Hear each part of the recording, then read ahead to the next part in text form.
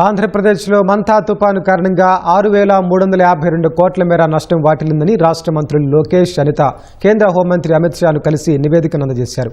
Parliament హాల్లోని Amit Shah కార్యాలయంలో జరిగిన సమావేశంలో లోకేష్, అనితతో పాటు టీడీపీ ఎంపీలు పాల్గొన్నారు. మంతా తుపాను వల్ల ఏపీ ప్రజలు తీవ్ర ఇబ్బందులు పడ్డారని, మౌలిక సదుపాయాలు తీవ్రంగా దెబ్బతిన్నాయని చెప్పారు. మొత్తం 3,109 గ్రామాలు తుపానుకు ప్రభావితమయ్యాయని తెలిపారు.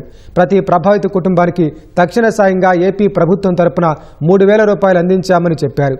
వ్యవసాయ అనుబంధ రంగాలకు 271 కోట్లు, రోడ్లు మౌలిక సదుపాయాలకు 4,324 కోట్లు, విద్యుత్ రంగానికి 41 కోట్లు, నీటి వనరులు ప్రాజెక్టులకు 369 కోట్లు, శాశ్వత నిర్మాణాలకు 1,302 కోట్ల మేర నష్టం వాటిందని వివరించారు.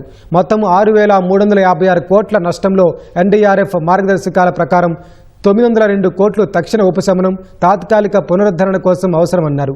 తుపాను నష్టంపై కేంద్ర బృందం క్షేత్రస్థాయి పరిశీలన కూడా జరిపిందని అమిత్ షాకు లోకేష్ తెలిపారు.